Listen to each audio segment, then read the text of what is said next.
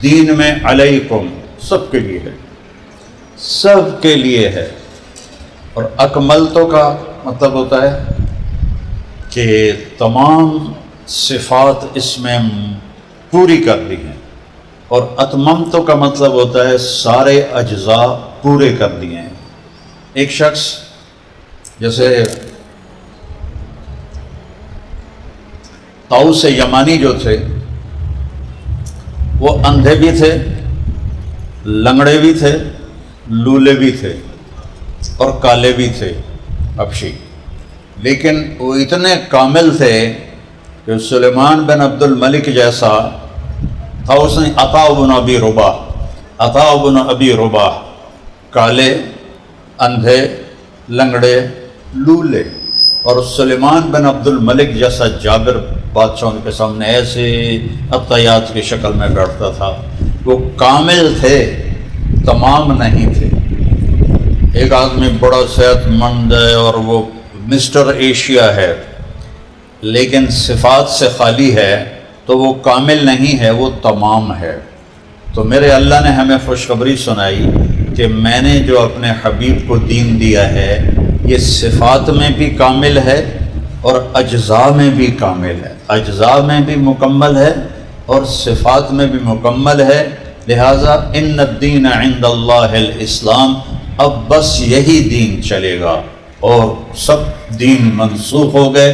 وَمَن يَبْتَغِ غَيْرَ الْإِسْلَامِ دِينًا فَلَن يُقْبَلَ مِنْهُ وَهُوَ فِي الْآخِرَةِ مِنَ الْخَاسِرِينَ، کہ یہ دین ہی ہے اسلام جو اللہ کے ہاں قبول ہے، اس کے علاوہ جو بھی کسی دین کو اختیار کرے گا ناکام ہو جائے گا۔ تو اللہ تبارک و تعالیٰ نے دین کا ایک ذرہ جہنم کے 7 حصے ہیں۔ سب سے پہلا حصہ جہنم ہے، وہ اہل ایمان کے لیے ہے جو کبیرہ گناہ کرتے مر گئے اور توبہ نہ کی، اس جہنم میں جائیں گے۔ باقی اللہ جسے معاف کرے وہ الگ بات۔ اس میں جو سب سے آخری انسان، پہلے ہمارے نبی سفارش کریں گے اور 3 دفعہ جہنمیوں کو نکال کے جنت میں ڈالیں گے، پھر 4تھی دفعہ کہیں گے یا اللہ میں پھر جانا چاہتا ہوں، ابھی میری امت کے لوگ باقی ہیں، تو اللہ فرمائیں گے نہیں اب میری باری ہے، تیری ختم۔ تو اللہ 3 لپ بھر کے جہنم سے ایمان والوں کو جنت میں ڈالیں گے، لیکن ایک شخص اتنے کمزور ایمان والا ہوگا کہ وہ اس میں بھی نہیں آئے گا، اللہ نکالے گا اس میں بھی اس کا نمبر نہیں لگے گا، میرے نبی نکالیں گے اس میں بھی ان کا نمبر نہیں لگے گا۔ وہ اللہ کے نبی نے فرمایا میں دیکھ رہا ہوں اس کو ابھی جہنم سے نکلتے ہوئے، اس کا نام ہوگا جوہینہ، اس کا قبیلہ ہوگا جوہینہ، اور جب اس کی سزا کا وقت ختم ہوگا تو جبریل کو آواز آئے گی جہنم سے یا حنان و یا منان، تو اللہ سے عرض کریں گے یا اللہ ایک آواز آ رہی ہے یا حنان و یا منان، اللہ فرمائیں گے ایک میرا بندہ ابھی تک اٹکا ہوا ہے، اس کے پاس ایمان کا اتنا چھوٹا ذرہ ہے جو کسی کو نظر نہ آیا، صرف اللہ کو پتہ ہے کہ اس کے اندر ایک ذرہ ایمان ہے۔ تو اللہ تعالیٰ فرمائیں گے جاؤ مالک سے کہو، مالک دوزخ دا تھانے دار اس کو نکالے، تو وہ چکر لگا کے آئے گا اور کہے گا جہنم نے ایک جھٹکا دیا ہے جہنمیوں کو، تو پتہ نہیں اس کو کہاں پھینکا ہے، مجھے نہیں سمجھ میں آ رہا کدھر ہے۔ تو جبریل اللہ سے کہیں گے، اللہ فرمائیں گے فلاں کونے فلاں پتھر کے نیچے پڑا ہوا، تو مالک جائیں گے اس پتھر کو اٹھائیں گے، وہ پتھر کے نیچے منہ کے بل پڑا ہوگا اور آگ نے اسے گھیرا ہوگا اور وہ کہہ رہا ہوگا یا حنان و یا منان، تو جبریل اس کو وہاں سے نکالیں گے اور اس کو نہر حیات میں ڈالیں گے، جس سے وہ سارے اس کی سیاہی کالک دور ہو جائے گی۔ پھر اللہ تعالیٰ اس سے کہیں گے چل جنت میں چلا جا۔ جب وہ جنت میں جائے گا تو اللہ ایک درجہ اور اوپر دکھا دے گا، یہ چھوٹا وہ بڑا۔ اب آدمی تو حریص ہے، لالچی ہے، تو تھوڑی دیر تو صبر کرے گا، پھر کہے گا یا اللہ جو جنت دے ہی دیتی ہے تو او دے دے جڑی اتنے ہے. تو اللہ تعالیٰ فرمائیں گے پھر تو اور تو نہیں مانگے گا مجھ سے؟ کہیں گے نہیں تیری قسم میں بالکل نہیں مانگوں گا. تو اللہ اسے وہاں پہنچا دیں. تھوڑی دیر کے بعد اس کو ایک اور درجہ دکھائیں گے. جب وہ اس کو دیکھے گا تو وہ اس سے بھی خوبصورت ہوگا. تب تھوڑی دیر تو صبر کرے گا، پھر اما نہیں میں رہ نہ سکا، پھر کہے گا یا اللہ جنت تو دے دیتی ہے تو اے بھی دے دے، تینوں کیڑی اوکھ ہے. تو اللہ تعالیٰ فرمائیں گے تو کہہ رہا تھا میں آئندہ نہیں مانگوں گا. کہ نہیں یا اللہ تیری قسم اب نہیں مانگتا. اللہ اس کو وہاں پہنچا دیں گے. کچھ دیر گزرے گی تو اللہ ایک اور درجہ دکھا دیں گے. اب یہ اس کا اصل ٹھکانہ ہے. جب وہ اس سے دیکھے گا تو ساری شے انہوں حقیر نظر آئے گی. سزوکی والے کے قریب سے مرسڈیز گزر جائے تو سزوکی والا تو ویندا ہی رہ جاندہ نہ ہائے ہو گئی. تو اب اس کو وہ اتنا بڑا خوبصورت درجہ نظر آئے گا. تھوڑی دیر تو صبر کرے گا، پھر کہے گا، پھر اب ڈرے گا کہ کئی دفعہ میں نے قسم توڑی ہے، وعدہ توڑا ہے، اب اگر میں مانگوں تو کہیں ریورس گیئر لگنا لگ جائے، میں نے دو دگی نہ سٹ دے وے. تو اب اس کے اندر کشمکش چل رہی ہے. مانگنے کو جی چاہتا ہے اور اللہ سے ڈر رہا ہے، اور اللہ تو اندر کے بھید جانتا ہے. تو وہ نہیں بولے گا. زبان پہ آتا ہے ہونٹ سی لیتا ہے، زبان پہ آتا ہے ہونٹ سی لیتا ہے. آخر میرا کریم رحیم رحمان، میرا جلیل، میرا مالک، میرا ملیک، میرا قادر، میرا مقتدر، میرا مالک الملک، میرا ذوالجلال والاکرام، میرا حنان، میرا آپ کا منان، میرا آپ کا دیان، میرا آپ کا ملیک مقتدر. بندے میرے کی گل ہے، مانگتا کیوں نہیں؟ آئے ہے کہے گا، اللہ کہے گا میرے بندے مانگتا کیوں نہیں؟ کہ یا اللہ ڈر لگ رہا ہے، اتنی قسمیں توڑی ہیں، حلفت فیک حتی استحییت، اب میں نے اتنی قسمیں توڑی ہیں کہ اب مجھے شرم آ رہی ہے کہ میں آپ سے مانگوں. تو اللہ کہیں گے اچھا جس دن میں نے دنیا بنائی تھی، اس دنیا کو آج بنے ہوئے 25-26 ارب سال ہو چکے ہیں، جس دن میں نے دنیا بنائی تھی اور جس دن میں نے اسے ختم کیا تھا، اس سارے کو جمع کر کے اس کا 10 گنا کر کے تمہیں دے دوں تو راضی ہے؟ یہ کس ایمان کی قیمت لگی ہے؟ اس ذرے کی جو اللہ کے سوا کوئی نہیں دیکھ سکا. اللہ کی نظر کے سوا کسی کی نظر میں وہ ذرہ نہیں آیا. اب اس کی قیمت لگ رہی ہے. دے دوں؟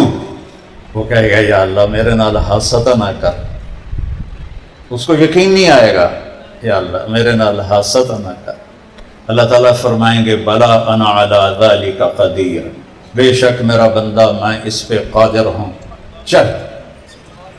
اب جب وہ جائے گا اور دروازہ کھلے گا تو اس کا جو نوکر ہوگا اتنا حسین کھڑا ہوگا کہ اس کے آگے ایسے جھکے گا جیسے ہم بڑوں کے سامنے تھوڑا جھکتے ہیں.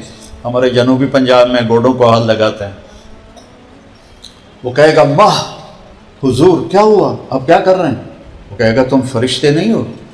کہے گا نہیں نہیں نہیں نہیں میں تو ادنا سا نوکر ہوں. اچھا. اس کو لے کے چلے گا، آگے کارپٹ بچھا ہوگا. کتنا لمبا؟ 40 سال کوئی مسلسل دنیا میں چلتا رہے تو جتنا سفر وہ طے کرے گا اتنا لمبا وہ قالین بچھا ہوا ہوگا، اور اس کے دونوں طرف 80,000 نوکر کھڑے ہوں گے. 40,000 ادھر، 40,000 ادھر، اور وہ سارے خوش ہوں گے اور کہیں گے اما آن لسیدنا ان نزورہ، ارے ہمارے آقا آپ کہاں رہ گئے، ابھی تو سکنے پہ گئے توڑے انتظار چی. وہ کہے گا شکر کرو میں آ گیا جی، میں بڑے لطر کھا کے آ رہے ہیں. اور وہ سارے بڑے خوش چلتے کودتے لے کر اس کو ایک میدان میں لائیں گے. جب وہ ادھر دیکھے گا تو کنارہ نظر نہیں آئے گا، جب ادھر دیکھے گا کنارہ نظر نہیں آئے گا. وہ کہے گا لمن ما ہاہنا، یہ سارا کچھ کس کا ہے؟ وہ کہیں گے ہمارے آقا یہ آپ کا ہے۔ اس کو تخت پہ بٹھائیں گے جو موتیوں سے، ہیروں سے، زمرد سے، یاقوت سے، سونے چاندی سے بنا ہوگا۔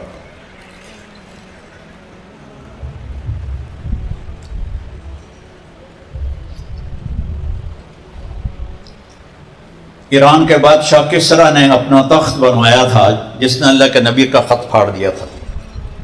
اس کا نام تھا طاقدیس۔ 170 ہاتھ لمبا تھا اور 110 ہاتھ چوڑا تھا، اور اس پہ 53 من سونا لگا ہوا تھا، اور اس پہ 1413 من چاندی لگی ہوئی تھی، اور وہ ایک چھوٹے سے بادشاہ کی کاریگری کا شاہکار تھا۔ وہ تخت تو اللہ نے بنایا ہے، جس پر اسے بٹھائے گا وہ کیا ہوگا؟ پھر سارے نوکر کہیں گے یار تسی کوئی روٹی پانی دا فکر کرو، ہمارے آقا دوزخ سے آئے ہیں، پیسے بھی بھوکے بھی، کو کھلاؤ کو پلاؤ۔ 80,000 نوکر، ایک ہاتھ میں ڈونگا، ایک ہاتھ میں گلاس، اس میں کھانا، اس میں شربت، ہر کھانا الگ، ہر شربت الگ۔ 80,000 کھانے، 80,000 شربت۔ یہاں کوئی 80 ڈونگے نہیں کھا سکتا، 80,000 اس کو کھلائیں گے، وہ کھائے گا، ہر لقمے کی لذت بڑھ جائے گی، پھر کھائے گا، ہر لقمے کی لذت بڑھ جائے گی۔ دنیا میں پہلا لقمہ سب سے مزے کا، اور آخری لقمہ پہ چالو پر چالو رج گئے ہیں۔ وہاں ایسا نہیں ہوگا، 80,000 کھانے کھائے گا اور آخری لقمے کی لذت سب سے اعلیٰ ہوگی۔ یہاں کھا لو تو پیا نہیں جاتا، یہاں پی لو کھایا نہیں جاتا۔ گرمیوں کا روزہ ہو تو پینے پہ زور ہوتا ہے، کھایا نہیں جاتا۔ سردیوں کا روزہ ہو تو کھانے پہ زور ہوتا ہے، پیا نہیں جاتا۔ 80,000 ڈونگے کھانے کے بعد کوئی گنجائش ہے نہیں۔ 80,000 شربت، یہ گلاس نہیں ہوں گے جڑا میں نے سمجھ دے اندر پہ ہے، چونکہ جنتی کا قد 130 فٹ ہوگا۔ یہ جو اسماعیل مسجد کا جو مینار ہے اس سے بھی بڑا قد ہوگا، تو اے گلاسی کتنے نظر آئے گی؟ گلاس بھی اس کے حساب سے بڑا ہوگا، تو وہ سارے شربت پی جائے گا، نہ پیٹ پھٹے گا، نہ الٹی آئے گی۔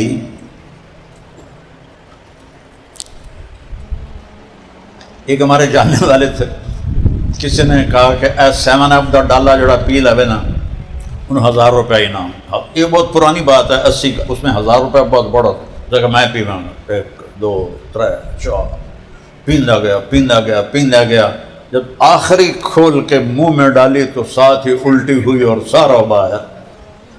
وہاں 80,000 شربت کے ایڈے گلاس نہ ہون کے میرے خیال، وہ سارے پی جائے گا اور سارا کچھ کھا جائے گا، نہ پیشاب آئے گا، نہ پخانہ آئے گا، نہ چورن لینا پڑے گا، نہ کوئی معجون لینی پڑے گی، نہ کوئی ٹیبلٹ لینی پڑے گی، نہ کوئی کھٹے ڈکار آئیں گے، نہ کوئی تھوک آئے گا، نہ کوئی ناک سے نزلہ گرے گا، اور ایک ڈکار کے ساتھ ہر شے ہضم۔ تو کھانے اور پینے کا مزہ تو واقعی اس سے بڑا آئے گا جو دوزخ کے لتر کھا کے آیا ہو۔ تو پھر کہیں گے آقا آپ اپنی بیگم سے مل لیں، تو وہ ایک دم غائب ہو جائیں گے۔ وہ ایسا نہیں ہوگا کہ اے جاندے پہنتے او جاندے پہنتے او جاندے پہنتے، وہ یوں ہوگا اور سارے غائب ہو جائیں گے۔ تو اس کے وہ سامنے سمجھے گا کوئی نظارہ ہے جنت کا، لیکن ایسے ایسے حرکت شروع ہو جائے گی اس نظارے میں، تو وہ کیا ہوگا، وہ پردہ ہوگا، وہ ایسے ایسے ہٹنا شروع ہوگا، ایسے ایسے وہ ہٹتا جائے گا، ہٹتا جائے گا، ہٹتا جائے گا۔ کیا دیکھے گا کہ اسی جیسے تخت پر ایک لڑکی ایسے ٹیک لگا کے ٹانگیں ایسے لمبی کر کے ایسے، وہ تو جب اس کو دیکھے گا تو اودیاں اکھیاں اتھے ٹکیاں رہ جاؤں گیاں، نہ ادھر دیکھے گا، نہ ادھر دیکھے گا، نہ جھپکے گا، ایسا نہیں کرے گا۔ کتنی دیر؟ 40 سال۔ 40 سال دیکھنے کی لذت میں گم ہو جائے گا، وہ کیا چیز ہوگی؟ اور یہ سب سے ادنا درجے کی جنت کی لڑکی ہے حور، تو اعلیٰ درجے کی حور کا کیا مقام ہوگا؟ یہ حور سب سے ادنا درجے کی، 7 سمندر میں تھوک ڈالے تو سمندر شہد سے زیادہ میٹھے ہو جائیں گے۔ میرا تقریباً ہر بڑے سمندر میں سفر ہوا ہے، تو میں جب بھی دیکھتا ہوں کڑوے، کبھی سمندر کے پانی سے وضو بھی کیا ہے تو کڑوا زہر پانی، اور جنت کی عورت کو تھوک آتا ہی نہیں، پر چلو زور لا کے کوئی تھوک کرے، کوئی 2-4 ایسی قطرے گریں تو میرے رب کی عزت کی قسم جس نے ہمیں یہاں جمع کیا ہے، اس کی وہ تھوک کی جو ہوا ہے نا، اس کے ساتھ جو 1-2 قطرے گرے ہیں، 7 سمندر شہد سے زیادہ میٹھے ہو جائیں گے۔ سبحان اللہ۔ اس کے بول میں کیا مٹھاس ہوگی، اس کے نغمے میں کیا مٹھاس ہوگی۔ کبھی وہ کہے گا مجھے تم گانا سناؤ، تو جنت کے درخت ساز بن جائیں گے، ہوا موسیقار بن جائے گی، ہوا سر بنائے گی، اور درختوں سے وہ سر نکلیں گے، پتوں سے، ٹہنیوں سے، شاخوں سے، پھولوں سے، پھلوں سے وہ سر نکلیں گے، اور اس کے ساتھ وہ گائے گی۔ وہ 1000 برس بھی بیٹھ کے سنتا رہے، رب ذوالجلال کی قسم اس کا مزہ ختم نہیں ہوگا۔ جنید جمشید رحمۃ اللہ علیہ مجھ سے کہنے لگا ہم 3.5 منٹ کا گانا بناتے ہیں۔ میں نے کہا یار 4 منٹ بھی نہیں کر دو۔ انہوں نے کہا لوگ بور ہو جاتے ہیں، لمبا سنتے نہیں ہیں، 3.5 منٹ۔ اور جنت میں جب اللہ سنائے گا جنت کی حوروں کا پہلا نغمہ تو وہ 70 سال کا ہوگا۔ اب جب پھر وہ کہے گی یا ولی اللہ اما لک فینا من رغبۃ، ارے اللہ کے ولی تجھے میری حاجت کوئی نہیں، اور ویکھنتے ہی ٹپائی جانا سارا ٹائم۔ پھر اس کو ہوش آئے گا، ایسے کہے گا من انتی، بی بی کون ہے تو؟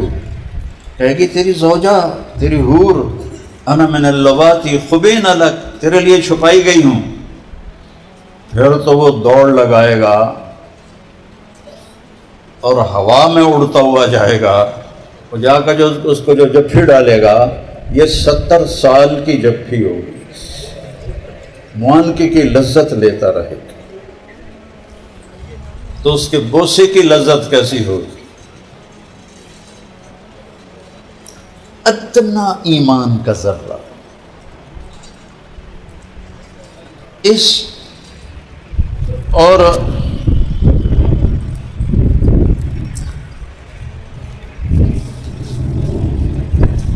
اللہ تعالیٰ نے جبریل سے کہا ذرا میری جنت تو دیکھ۔ وہ جنت میں گیا تو نور کی چمک اٹھی، جبریل سمجھے اللہ کی تجلی پڑی ہے تو وہ سجدے میں چلے گئے۔ جبریل جو سب سے قریب ہے اللہ پاک کے عرش میں، سب سے اوپر جس کا مقام، انہوں نے سمجھا اللہ دی کوئی تجلی پہ گئی۔ تھوڑی دیر کے بعد آواز آئی یا امین الوحی ارفع راسک، اے وحی کے امانت دار سر اٹھا۔ جب سر اٹھایا تو ایک لڑکی مسکرا رہی تھی، اور اس کے دانتوں کا نور اور چہرے کا نور اتنا زبردست تھا کہ جبریل سمجھے اللہ کی تجلی ہے۔ کہنے لگے قربان جاؤں تیرے بنانے والے پر، اگر لوگوں کو پتہ چل جائے کہ تو بھی یہ چیز ہے تو تیرے لیے سب کچھ لٹا دیں۔ وہ کہے گی تجھے پتہ ہے میں کس کے لیے ہوں؟ وہ کہیں گے تو بتا کس کے لیے؟ کہ لمن آثر مرضات اللہ علی ہواہ، جو فیصلہ آباد میں رہتے ہوئے اپنی مرضی پہ نہیں چلے گا، اللہ کی مرضی پہ چلے گا، میں اس کے لیے ہوں۔ بڑھاپے سے پاک، بھوک سے پاک، لڑائی سے پاک، غصے سے پاک، پیشاب سے پاک، پاخانے سے پاک، میل کچیل سے پاک، بدبو سے پاک، موت سے پاک۔ نحن الخالدات فلا نموت ابدا۔ اور پیدا کیسے ہوتی ہیں؟ ایسا نہیں کہ وہاں کے جو جنت میں غلام ہیں ان کی اللہ شادیاں کرتا ہے، اس سے حوریں پیدا ہوتی ہیں، ایسا نہیں۔ جنت میں ایک نہر ہے، اس کا نام ہے بیدخ، وہ موتیوں سے ڈھکی ہوئی ہے، اس کے اندر مشک، عنبر، زعفران، کافور چلتا ہے۔ اللہ نے ہمیں آگ، پانی، مٹی، ہوا سے بنایا۔ دیکھو کیسے انسان بنے بیٹھے ہیں، باتیں کر رہے ہیں، دیکھ رہے ہیں، سن رہے ہیں، کھا رہے ہیں، پی رہے ہیں۔ اللہ نے جنت کی لڑکی کو بنایا ہے مشک سے، عنبر سے، زعفران سے، کافور سے۔ اس نہر میں یہ چاروں چیزیں چلتی ہیں۔ جب اللہ تعالیٰ چاہتا ہے کہ میں اپنے بندے کے لیے نئی زوجہ تیار کروں تو اس پر تجلی ڈالتا ہے اور اس میں سے حور نکلتی ہے پورے لباس کے ساتھ، لباس سمیت نکلتی ہے، اور اس کا قد بھی 130 فٹ ہوتا ہے، 130 فٹ، اور 100 جوڑے پہنے ہوتے ہیں اس نے، اور اس کے جو لہنگا ہوتا ہے وہ 3 میل کے دائرے میں گھوم رہا ہوتا ہے، 3 میل کے دائرے میں۔ یہ جو شادی پہ دلہن کو پہناتے ہیں تو بیچاری کدی ادھر نپ دیے، کدی ادھر نپ دیے، وہ تو بالکل رہ بھی نہیں جاتا، تو اس کا جو وہ لہنگا ہوگا وہ 3 میل کے دائرے میں گھوم رہا ہوگا، اور 130 فٹ اس کا قد ہے، اور اس کے سر کے بال چوٹی سے لے کر پاؤں کی ایڑی کا بوسہ لے رہے ہوں گے، 130 فٹ لمبے بال ہوں گے، اس میں موتی، ہیرے، یاقوت ہوں گے، جوئیں نہیں ہوں گی، لیکھا نہیں ہون گیا، جواں نہیں ہون گیا، اس میں ہیرے موتی ہوں گے، اس میں خشکی نہیں ہوگی، ڈینڈرف نہیں ہوگی، اس میں ایسی خوشبو ہوگی کہ جب وہ یوں کرے گی نا اور اس کے بال لہرائیں گے تو پوری جنت میں خوشبو کے ہلے آنے لگ جائیں گے۔ ادنا ایمان کا ذرہ، ادنا، ہمارے پاس سب سے ادنا اکائی پیسے، روپے کی 1 پیسہ ہے، 1 پیسے سے کم کوئی رقم نہیں ہے، تو یوں سمجھو کہ وہ پیسے سے بھی کم ہے، اس ذرے کا ذرے کا ذرے کا ذرہ ایمان کا ہے، اور اللہ اس کی قیمت لگا رہا ہے۔ پورا ایمان لے کر جانے والا کیا ہوگا اس کی؟ جنت کی سب سے بڑی نعمت اللہ کا دیدار ہے، سب سے بڑی نعمت، اور اللہ تعالیٰ جنتیوں سے، میرے نبی نے فرمایا ان اللہ یتجلی للناس عامۃ ولابی بکر خاصۃ، اللہ تعالیٰ سارے جنتیوں کو دیدار عام کرائے گا اور ابو بکر صدیق کو دیدار خاص کرائے گا۔ اور میرے نبی نے فرمایا میرے بیٹے حسن حسین جنت کے نوجوانوں کے سردار ہیں، اور میری بیٹی فاطمہ جنت کی عورتوں کی سردار ہے، اور علی کا مرتبہ حسن حسین سے بھی اوپر ہے۔ میں ایک آدمی کو جانتا ہوں، جب وہ جنت کے دروازے پر آئے گا، میرے نبی نے فرمایا تو 8 دروازے کھل جائیں گے، کہیں گے حضور ادھر تشریف لائیں، حضور ادھر آئیں، حضور ادھر آئیں، تو سلمان فارسی ایسے ہو کے پوچھنے کہ یا رسول اللہ کون ہے؟ آپ نے کہا یہ ابو بکر بن ابی قحافہ ہے، اسے جنت کا ہر دروازہ پکارے گا۔ پھر آپ نے فرمایا میں نے ایک محل دیکھا ایسا عالی شان کہ میں سمجھا یہ میرا ہے، جب میں جانے لگا تو فرشتے نے کہا یہ آپ کے ساتھی عمر بن خطاب کا محل ہے۔ پھر آپ نے مذاق کیا، عمر میرا بڑا جی چاہا میں اندر جا کے دیکھوں، چونکہ بہت خوبصورت تھا، لیکن پھر مجھے تیرا غصہ یاد آ گیا تو میں پھر نہیں گیا۔ تو حضرت عمر رونے لگے، یا رسول اللہ علیہ کا اغار، میں بھلا آپ پہ غصے ہوں گا؟ پھر آپ نے فرمایا عثمان جنت میں ہر نبی کا ایک خاص ساتھی ہوگا، میرا خاص ساتھی عثمان ہوگا۔ پھر آپ نے حضرت علی کا ہاتھ پکڑا ایسے اور یوں قریب کرتے کرتے کرتے کرتے یہاں سینے کے ساتھ لگا لیا، فرمایا علی اترضی ان یکون منزلک مقابل منزلی فی الجنہ، علی کیا تو راضی ہے جنت میں تیرا گھر میرے گھر کے سامنے ہوگا؟ یہ فضیلت کسی کو نہیں بتائی، یہ صرف علی کا مقدر ہے۔ تو حضرت علی رونے لگے، یا رسول اللہ میں راضی ہوں، میں راضی ہوں، میں راضی ہوں۔ پھر آپ نے فرمایا ہر نبی کے 2 خدمتگاروں، ایک خدمتگار ہوگا، ہر نبی کا ایک، میرے 2 خدمتگار ہوں گے، ایک طلحہ ہوگا، ایک زبیر ہوگا۔ فرمایا جب میں جنت میں جاؤں گا، جنت کی سواری پہ سوار ہوں گا تو میری سواری کی جو لگام ہے وہ بلال پکڑ کے میرے آگے آگے چلے گا۔ جب میدان حشر میں پہنچیں گے تو بلال اونٹنی پہ سوار ہوگا، اونٹنی پہ کھڑے ہو کے اذان دے گا، جو پوری دنیا، پوری کائنات کے انسان جنات حضرت بلال کی اذان کو سنیں گے۔ اتھے تو نہیں سنی تو اتھے سن لوے۔ قیمتی چیز کے لیے پھر پیسے لگتے. میں گیا ہانگ کانگ تو انہوں نے مجھے ایک سٹور دکھایا کہ یہاں سب سے کم درجے کی جو چیز ہے وہ $10,000 کی ہے. $10,000 سے اوپر پھر شروع ہوتی ہیں قیمتیں. کم سے کم قیمت $10,000 ہے.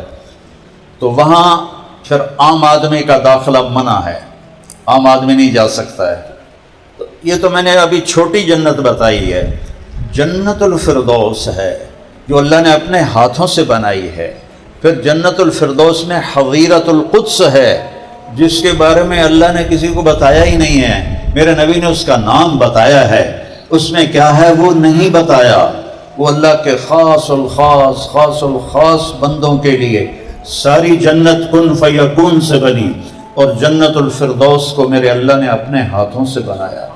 سارے جنتی اللہ کا دیدار کریں گے 8ویں دن جمعہ، اور جنت الفردوس کے جنتی اللہ کا دیدار کریں گے صبح بھی اور شام بھی، صبح بھی شام بھی.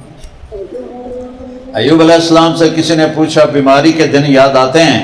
کہنے لگے ان دنوں سے صحت کے دنوں سے اچھے تھے. وہ کیسے؟ آپ کو بڑی یہ کیڑے پڑ گئے اور یہ ہو گیا، یہ سب بکواس ہے. اللہ انبیاء پہ ایسی تکلیف نہیں لاتا کہ جس کو دیکھ کر لوگوں کو کراہت ہو اور نفرت ہو. بیماری تھی، تکلیف تھی، کیڑے ویڑے، یہ ساری اسرائیلی بات. فرمایا بیماری کے دن اچھے تھے. کہ وہ کیسے اچھے تھے؟ کہ جب میں بیمار 18 سال بیمار رہے. جب میں بیمار تھا تو ایک دفعہ دن میں روزانہ آسمان سے اللہ کی آواز آتی تھی، ایوب کیا حال ہے؟ تو اس میں جو مزہ تھا وہ اب اس صحت میں نہیں، ان چیزوں میں نہیں. از لذت دیدارش خسرو چتواں گفتن سردادن جان دادن نادیدہ رخ یار. امیر خسرو کا شعر ہے کہ میرے مالک تجھے دیکھے بغیر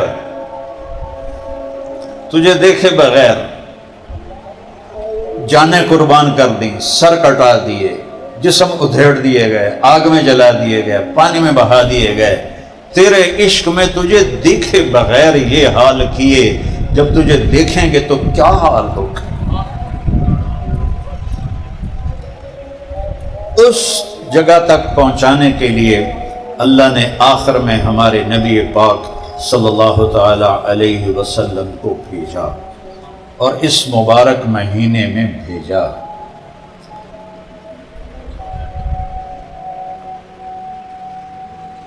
یتیم، باپ پہلے ہی فوت ہو چکے ہیں، پتہ ہی نہیں ہے باپ کیسا ہے. 6 سال کی عمر میں ماں کو اٹھایا، اور کہاں اٹھایا؟ ابوا میں. مجھے اللہ لے گیا تھا وہاں. دیکھ کے دل ہل جاتا ہے، دہل جاتا ہے کہ جسے تو نے اپنا حبیب بنایا اس پر اتنا بڑا امتحان ڈالا کہ 6 سال کی عمر میں ماں جنگل میں اللہ تعالیٰ نے اٹھائی. اور اسی مہینے سے اسلام کی سربلندی شروع ہوئی. پیدائش اور اس کے لیے جلسے، جلوس اور میلادیں بہت منائی گئیں، لیکن آج میں ربیع الاول کی وہ چیز بتانے لگا ہوں جس سے اسلام بلند ہوا. جب حضرت ابو طالب اور حضرت خدیجہ رضی اللہ عنہ کا انتقال ہو گیا نبوت کے 10ویں سال، تو اب تنہا ہو گئے. تو ابو لہب نے کہا بھتیجے فکر نہ کر، اب میں تیری کفالت کروں گا. 40 دن گزرے تھے، ابو جہل آ گیا، ارے تجھے شرم نہیں آتی کفالت کرتے ہوئے؟ جبکہ اس کی کتاب کہتی ہے تبت یدا ابی لہب و تب. تو اس کا میٹر گھوم گیا اور اس نے بیت اللہ میں آ کے اعلان کیا میرا محمد سے کوئی واسطہ نہیں صلی اللہ علیہ وسلم. اس کے بعد پھر آپ پہ جو گزری سو گزری.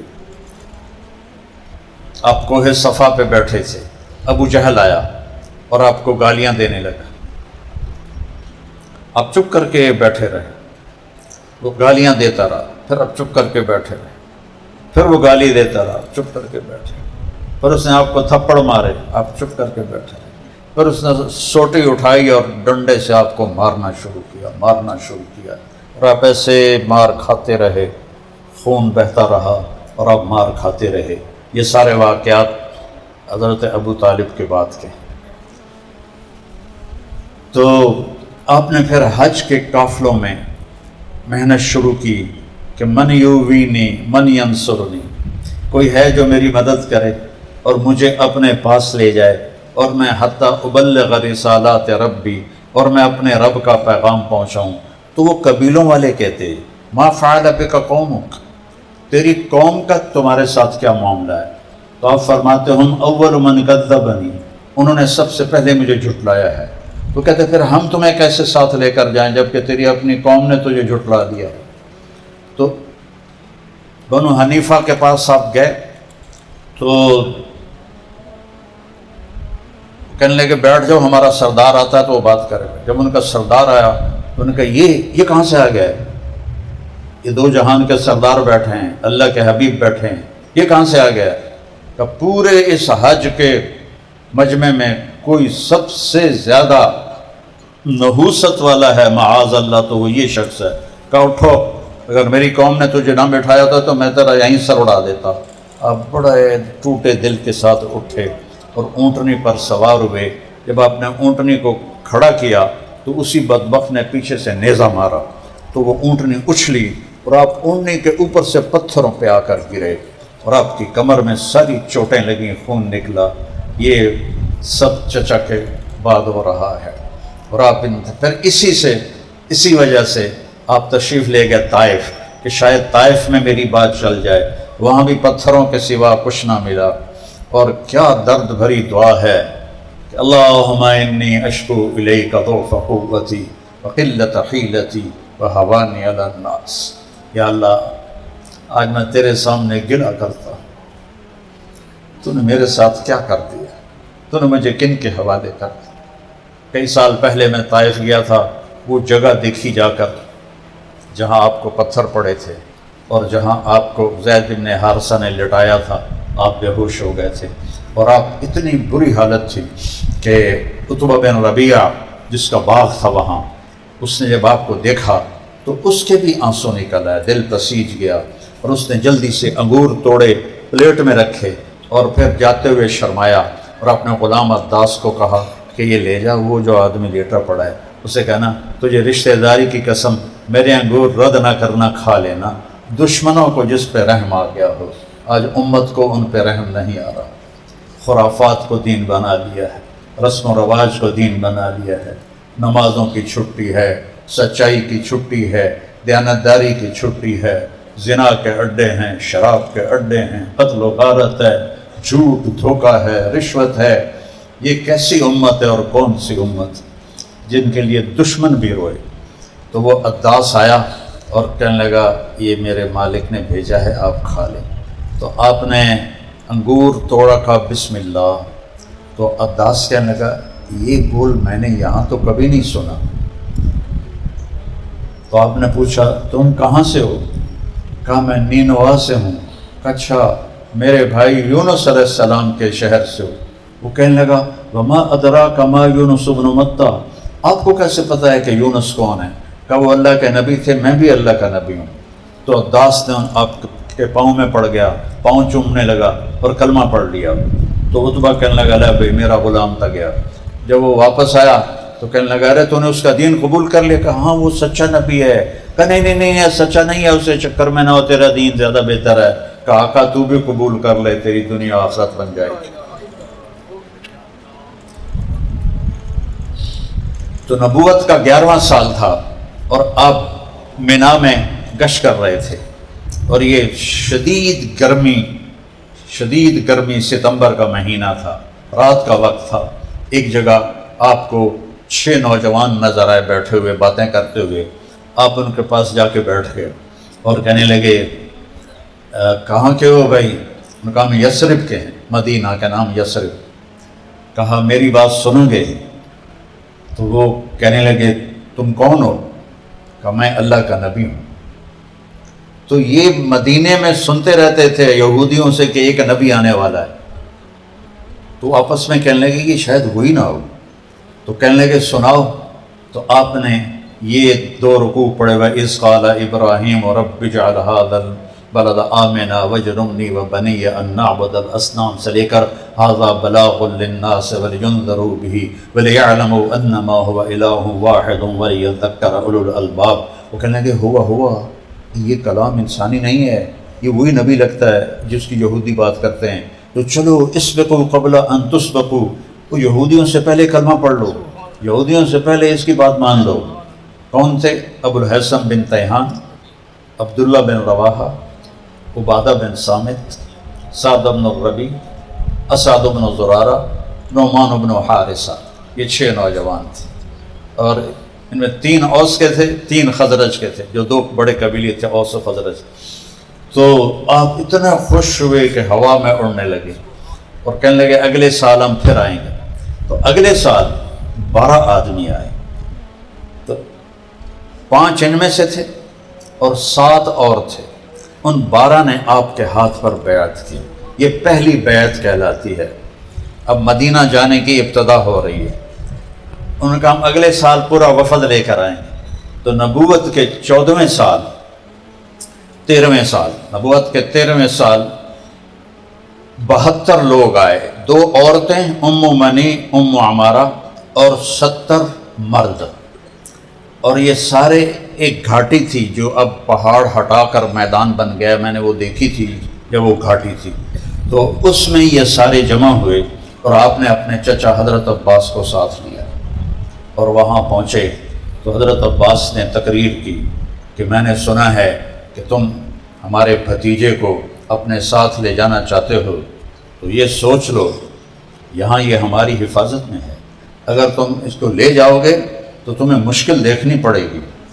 تو اگر وہ برداشت کر سکو تو پھر لے جاؤ، ورنہ یہیں چھوڑ دو. تو اسعد بن زرارہ رضی اللہ عنہ جو پہلی بیعت میں تھے کہنے کہ یا رسول اللہ میں جواب دوں، آپ کی اجازت ہو تو میں جواب دوں، اور اس میں آپ کے چچا کی بے اکرامی بھی نہیں ہوگی. آپ نے کہا جواب دو. وہ کہنے لگا یعنی جو اس کا مفہوم بنتا ہے، عباس چوڑیاں ہم نے بھی نہیں پہنی ہوئی، ہم بھی تلواروں کے سائے میں پروان چڑھے ہیں، ہمیں بھی تلواروں کی جھنکار اور تیروں کی سنسناہٹ سے شناسائی ہے. ہم ایک ایسے آدمی کو اپنے اوپر سردار بنا کے لے جا رہے ہیں جس کو اس کی قوم نے نکال دیا ہے. یہ بڑا مشکل کام ہے. جب ہم یہ کر رہے ہیں تو حفاظت نہیں کر سکتے. ہم اس کا دین قبول کر رہے ہیں جس کے دین کو سارے عرب نے ٹھکرا دیا ہے.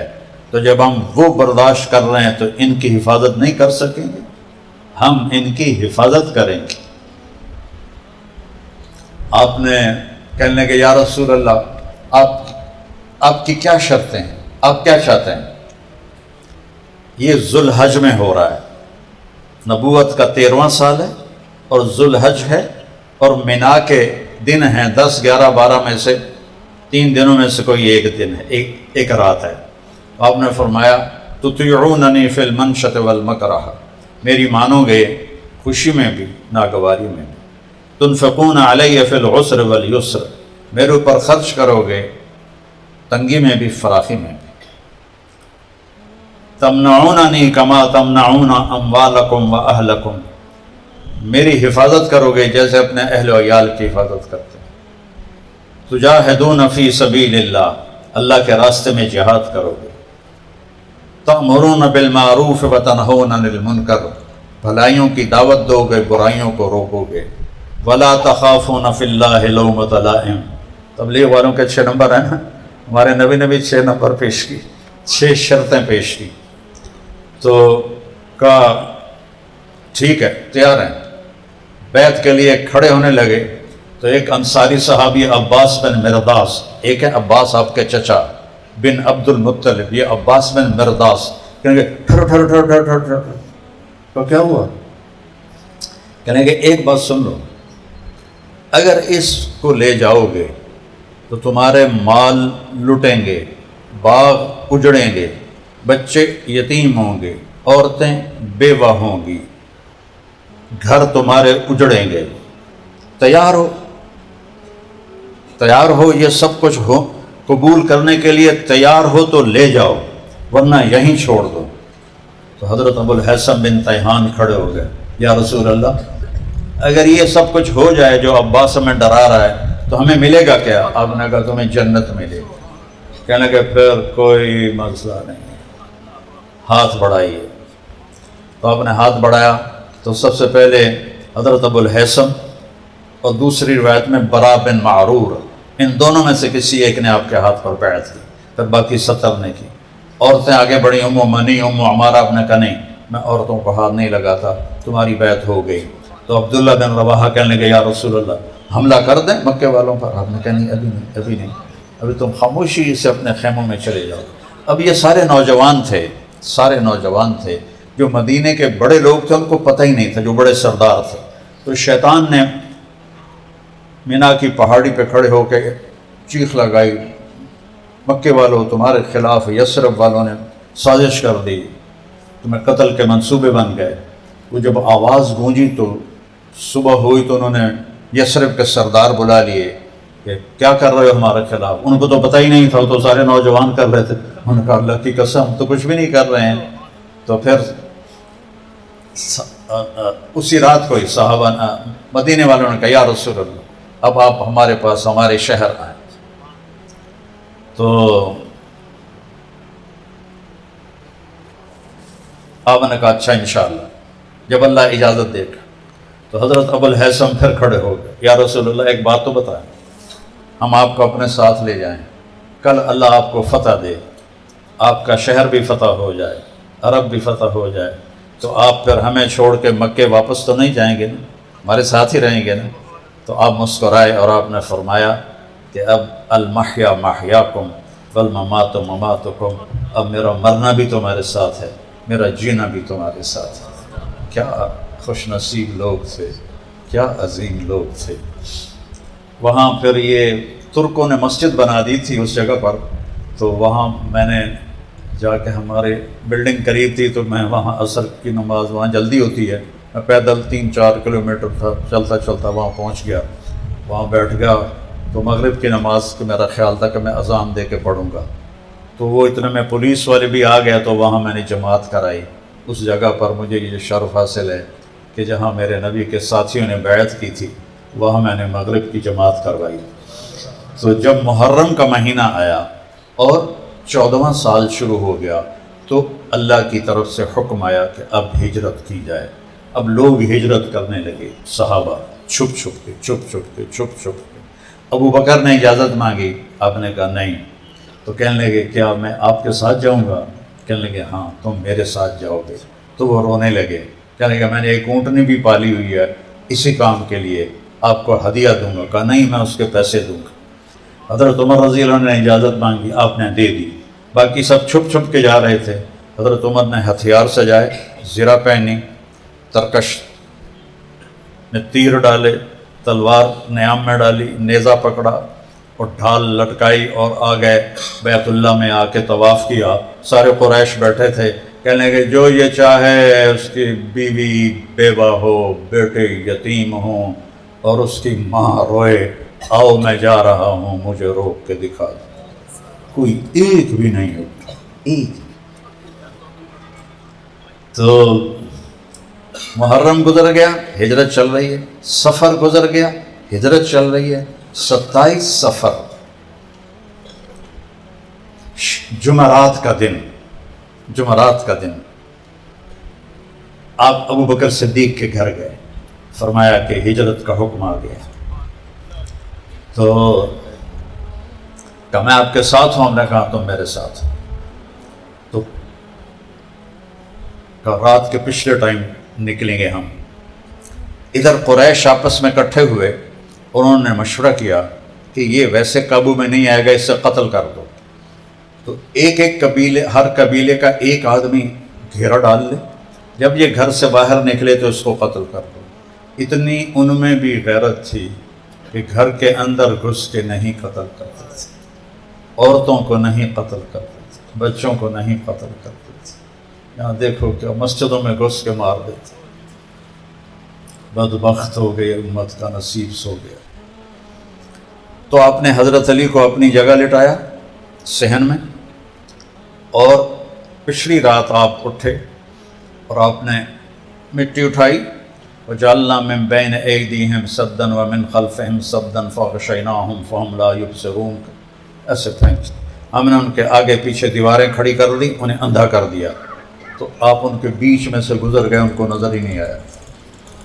ہر ایک کی آنکھ میں وہ مٹی پڑی اور وہ ریت ہے، اور سارے تھوڑی دیر کے لیے ان کو نظر آنا بند ہو گیا۔ تو شیطان نے نعرہ لگاؤ نکل گیا جے، نکل گیا جے۔ تو انہوں نے دیکھا دروازے سے تو حضرت علی سوئے ہوئے تھے اوپر چادر لے کر، تاکہ پتہ نہ چلے۔ کہنے کہ نہیں ہوتا او پہ ہے، کہ چلو وٹا مارو۔ تو انہوں نے پتھر مارا تو حضرت علی نے ہائے کی، تو 3-4 پتھر مارے، وہ ہر دفعہ وہ زور سے لگتا آپ کی ہائے نکلتی۔ جب صبح ہوئی تو وہ تو حضرت علی تھے، تو کہنے لگا تیرا بھلا ہو جائے، ہمیں تو رات کو شک پڑ گیا تھا کہ یہ محمد نہیں ہے، چونکہ اس کو جتنے بھی پتھر پڑتے تھے وہ ہائے نہیں کرتا تھا، تمہاری ہائے سے ہمیں شک پڑ گیا تھا کہ یہ وہ نہیں ہے، بتا کے ذرا ان کی پٹائی شروع کر۔ کہ میں اندر پہ ہوا، میں نے کیا پتا کہ دے، باہر جا کر دیکھو۔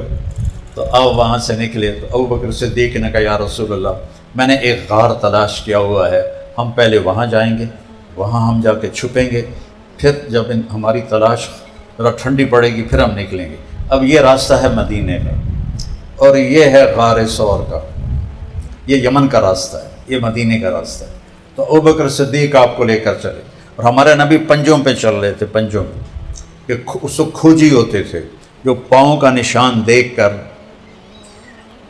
آدمی تک پہنچ جاتے تھے۔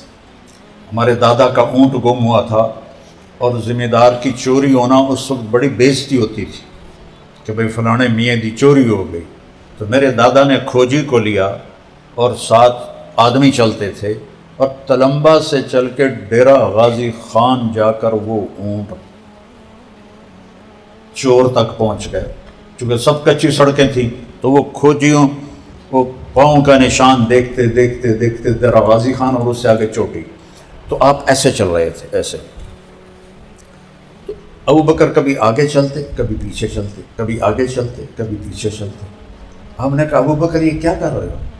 تو آپ نے عرض کیا یا رسول اللہ، جب مجھے خیال آتا ہے آگے کوئی دشمن ہے تو پھر میں آگے ہو جاتا ہوں تاکہ میرے اوپر وار پڑے، جب مجھے خیال آتا ہے کوئی پیچھے سے حملہ نہ کر دے تو میں پیچھے ہو جاتا ہوں تاکہ میرے اوپر وار پڑے۔ تو جب آپ پہاڑ کے پاس پہنچے تو پہاڑ ایسا سیدھا ہے، تو آپ کے یہ 5 انگلیاں زخمی ہو چکی تھیں، کیونکہ پنجے پر چل رہے تھے نا۔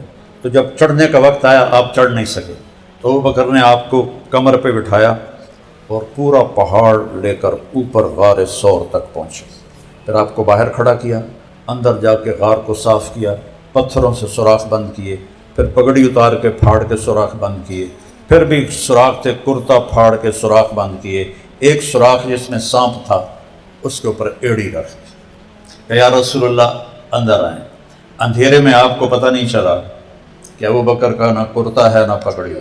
جب تھوڑی سورج کی روشنی ہوئی، صبح کی روشنی ہوئی، تو آپ نے دیکھا ابو بکر تیری پگڑی تیرا کرتا کدھر گئے؟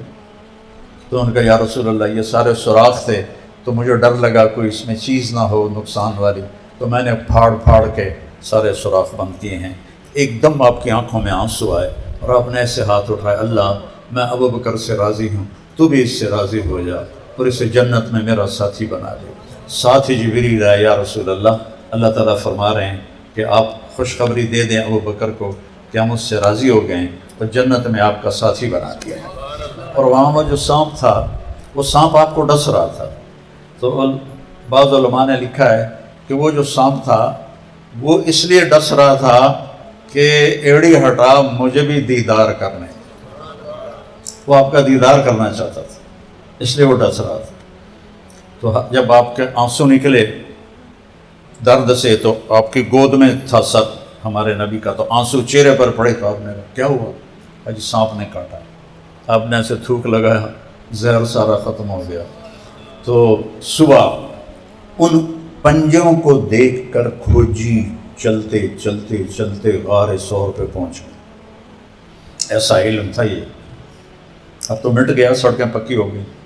تو ابی بن خلف کہنے لگا بے وقوف، ادھر کدھر ہے محمد؟ اللہ نے اس سے پہلے مکڑی کا جالا بنوا دیا، ایک بیل اگائی اس میں مکڑی نے جالا بنا دیا، کہا یہ بیل تو محمد کی پیدائش سے بھی پہلے کی ہے، کتنے لیتے آ گئے ہیں؟ میں کہا مجھے نہیں پتا، میرا علم مجھے یہیں لے کر آیا ہے۔ تو حضرت ابوبکر صدیق پریشان ہو گئے، تو آپ نے کہا ڈرو نہیں، ان اللہ معنا، اللہ ہمارے ساتھ۔ اتنے میں ابی بن خلف نے غار کی طرف منہ کر کے پیشاب شروع کر دیا، تو آپ ہنسنے لگے، آپ نے کہا دیکھو اگر یہ ہمیں دیکھتا تو یہ ایسے پیشاب کرتا۔ اللہ نے پردہ حائل کر دیا، وہ واپس ہو گئے۔ تو 27 کی رات، 28 کی رات، 29 کی رات، 3 راتیں اور 2 دن، 28 29، اور مہینہ صفر 29 کا تھا، اور ربیع الاول، یہ ربیع الاول کی یہ تاریخ سنانے والی ہے۔ اپنے نبی کا تعارف نہ کروایا تو کیا منایا، اپنے نبی کی زندگی نہ اپنائی تو کیا جشن منایا۔ تو حضرت عبداللہ بن ابو بکر رضی اللہ تعالیٰ عنہ وہ آدھی رات کو آتے اور جو کچھ مکے میں مشورے چل رہے تھے وہ آپ کو سناتے، اور فجر سے پہلے اترتے اور چلے جاتے۔ عامر بن فہیرہ آپ کے غلام وہاں بکریاں چھوڑ دیتے تاکہ عبداللہ کے پیروں کے نشان مٹ جائیں، اور وہیں دیر تک بکریاں لے کے کھڑے رہتے۔ جب اندھیرا ہو جاتا پھر دودھ نکال کر اوپر پہاڑی پر لے جا کر آپ دونوں کو پیش کرتے اور آپ وہ نوش فرماتے۔ یکم ربیع الاول، ربیع الاول کو یوں بھی یاد کرنا چاہیے جو میں سنا رہا۔ یکم ربیع الاول، صبح صادق کے وقت آپ نکلے غار سے، اور ابوبکر صدیق کے غلام عامر بن فہیرہ وہ 3 اونٹنیاں لے کر آئے، اور عبداللہ بن اریقت ابوبکر صدیق کے دوست تھے، کافر تھے لیکن صحرائی راستوں کو جانتے تھے، وہ رہبر بنے۔ آپ نے مکے کو دیکھا ایسے تو وہ کہیں ٹمٹماتے چراغوں کی لو نظر آ رہی تھی، تو آپ نے دیکھ کر بڑی حسرت سے کہا یا مکۃ ما اطیبک من بلد و احبک الی لولا ان قومی اخرجون منک لما سکنت غیرک۔ اے مکہ، تو مجھے کتنا پیارا ہے، تو مجھے کتنا محبوب ہے، کاش میری قوم مجھے نہ نکالتی، میں تمہیں چھوڑ کے کبھی نہ جاتا۔ اسی وقت اللہ نے قرآن اتارا، ان الذی فرض علیک القرآن لرادتک الی معاد۔ میرے محبوب، ایک دن آئے گا آپ کا رب آپ کو شان کے ساتھ مکے واپس لائے۔ تو پھر آپ 8 دن کا سفر کر کے 8 ربیع الاول کو آپ قباء پہنچے، اور 22 ربیع الاول کو مدینے کے، اچھا جس دن آپ پہنچے نا تو آپ کی داڑھی کالی تھی، ابوبکر صدیق کی داڑھی کالی سفید۔ تو جب مدینے والے آئے تو انہوں نے دونوں کو دیکھا، بھائی ان میں نبی کون ہے؟ مظفر گڑھ میں میرا بیان تھا اور میں پہلی دفعہ گیا تھا، وہاں مرکز کا افتتاح تھا، تو رائمنڈ سے میری تشکیل ہوئی تھی۔ تو میرے ساتھ راجہ امیر سلطان رحمۃ اللہ علیہ ہمارے علاقے کے بڑے ذمہ دار تھے، وہ بھی تھے، ہماری ذمہ دارہ جماعت میں چلتے تھے۔ ان کا اتنا چوڑا چہرہ، لال سرخ رنگ، بڑی پگڑی باندھتے تھے، چٹی سفید داڑھی، اور ایسے بڑے ڈیل ڈول والے، اور میں اسی وجود میں تھا۔ تو ایک آدمی آیا اور ہمیں دیکھنے لگا، کبھی مجھے دیکھے کبھی انہیں دیکھے۔ اب وہ اندازہ لگا رہا تھا کہ ان میں مولانا طارق جمیل کون ہے، کبھی ادھر دیکھے کبھی ادھر دیکھے، کبھی ادھر دیکھے کبھی ادھر دیکھے۔ پھر اس نے سوچا ہے سکا جا تو ہو نہیں سکتا، اے جڑا بیٹھا ہے وڈا پگڑ ہے تو چٹی داڑھی ہے مولانا طارق جمیل۔ اس نے اس کے ساتھ مصافحہ کیا، میرے ساتھ کیا ہی کوئی نہیں۔ نکل میں راجہ صاحب جس نے میں ممبر تے بان آیا نا، پھر اس بڑا پچی ہونا بھی اے میں کی مصطفیٰ ہی غلط ہو گیا۔ تو جب آپ قباء پہنچے تو مدینے والے آئے تو انہوں نے دیکھا ایک کی کالی داڑھی ہے، ایک کی سفید اور کالی، تو انہوں نے سمجھا کہ یہ چٹی داڑھی والا ہی نبی ہوگے گا، سارے ابوبکر سے مصافحے شروع ہو گئے۔ انہوں نے نہیں بتایا کہ میں نہیں ہوں۔ مصافحہ کا رش پڑھنا اتنی تکلیف والی چیز ہے کہ یہ مجھے پتہ ہے یا میرے رب کو پتہ ہے۔ تو وہ مصافحے ہوتے رہے اور وہ بھی مصافحے کرتے رہے اور آپ آرام سے بیٹھے رہے۔ تھوڑی دیر کے بعد آپ پر دھوپ آئی، آپ ایک چٹان کے نیچے تھے، ابوبکر دوڑ کے گئے اور آپ کے اوپر چادر کا سایہ کر دیا۔ تو پھر مدینے والوں کو پتہ چلا کہ ساڑھے تو مصافحے ہی غلط ہو گئے، نبی تو ہے بیٹھا ہے۔ تو پھر 22 ربیع الاول کو آپ جمعے کے دن 2 ہفتے وہاں قیام کیا، مسجد قباء بنائی، اور 22 ربیع الاول کو آپ مدینے میں داخل ہوئے۔ قربان جاؤں اس زمانے کی فصاحت پر، ادب پر۔ ایک گھاٹی تھی ثنیۃ الوداع، جس سے اتر کے نیچے مدینے آتے تھے۔ تو مدینے کے 500 نوجوان تیر تلوار سے مسلح آپ کی اونٹنی کو گھیرے میں لیا ہوا اور آپ کے ساتھ چل رہے تھے۔ جب اب یوں سمجھو کہ یہ وہ چوٹی ہے پہاڑ کی، یہ چوٹی ہے، تو یہاں پہلے اونٹنی کا سر نکلا، سامنے میدان ہے، وہاں مدینے کی بچیاں کھڑی ہوئی ہیں، انتظار کر رہی ہیں۔ تو یہ اونٹنی کا سر نکلا، پیچھے یوں میرے نبی کا سر نکلا، تو ایک دم سب کی زبان پر، پہلے سے نظم یاد نہیں کروائی ہوئی تھی جیسے ہمارے اسکولوں میں یاد کرواتے، ایک دم سب کی زبان پر آیا، طلع البدر علینا من ثنیات الوداع، وہ 14ویں کا چاند چل آیا مدینے کی گھاٹی پر، وہ 14ویں کا چاند چل آیا۔ وجب الشکر علینا ما دعا للہ دا، ہم پر اللہ کا شکر واجب ہو گیا۔ ایھا المبعوث فینا جئت بامر المطاع، اے اللہ کے نبی، یہاں مکہ والا حال نہیں ہوگا، یہاں آپ کی ہر بات مانی جائے۔ جئت شرفت المدینہ مرحبا بک یا خیر داع، آپ نے ہمارے مدینے کو روشن کر دیا، ہم آپ کو مرحبا کہتی ہیں۔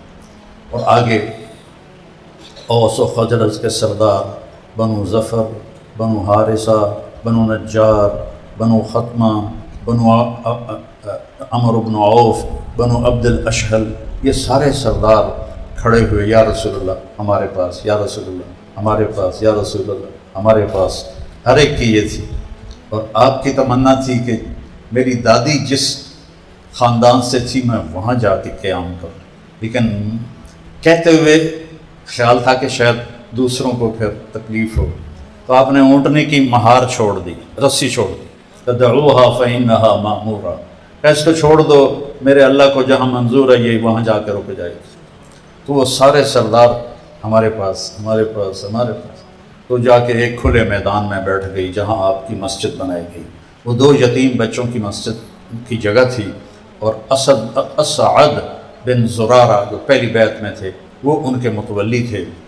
تو یہ میں بات کی بات ابھی بتا دوں، یہاں آپ نے مسجد بنانے کا ارادہ فرمایا اور پتہ کروایا کہ یہ کس کی زمین ہے۔ تو حضرت اسعد بن زرارہ نے فرمایا کہ جی یہ ان یتیم بچوں کی ہے اور ہم آپ کو گفٹ کرتے ہیں، ہدیہ کرتے ہیں۔ کہا نہیں، یتیم کا مال ہم ہدیہ نہیں لے سکتے، قیمت لگواؤ۔ قیمت لگی 7 دینار، تو آپ نے فرمایا ہم آپ کو 9 دینار دیں گے، 9 دینار دیں گے۔ ہمارے یہاں جو بیچارہ کوئی پھنس جاتا ہے تو ایک مجھے پراپرٹی ڈیلر کہنے لگا کہ یہ بڑی بڑی پارٹیوں والے مجھے آ کر کہتے ہیں کوئی مرغا تو نہیں پھنسیا، میرا دل کٹ کے رہ گیا۔ مرغا تو نہیں پھنسیا کیا مطلب؟ کہ کسی کو گھاٹا پڑ گیا ہے اور وہ اپنا گھر بیچنا چاہتا ہے یا فیکٹری بیچنا چاہتا ہے تو اونے پونے میں خرید لیں ہم اس کو۔ ایسی سنگ دلی آ گئی ہے۔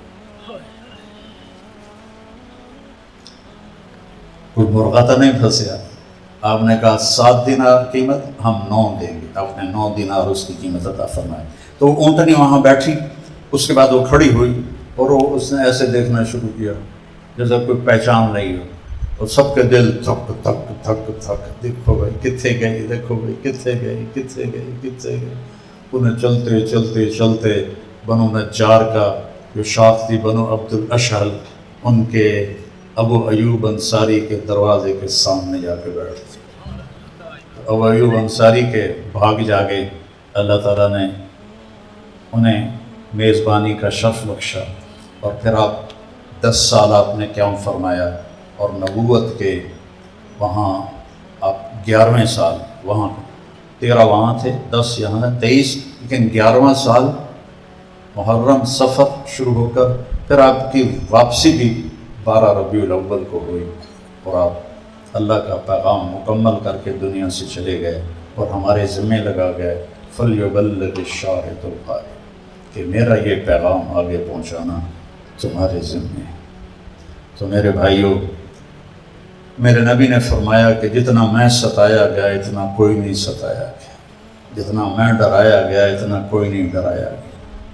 اس امت کو اللہ تعالیٰ نے چنا ہے کہ اب اس پیغام کو آگے پوری دنیا میں عام کرنا، کہ لوگ جہنم سے بچ جائیں، یہ ہمارے ذمہ ہے، اسی کی یہ محنت ہے۔ ایک تو میں یہ گزارش کروں گا، ماشاءاللہ میرا سر درد مجھے بولنے نہیں دے رہا، لیکن میں جتنے نوجوان آئے ہوئے ہیں میں ان کی وجہ سے زبردستی اپنے آپ کو بلوا رہا ہوں۔ اب سب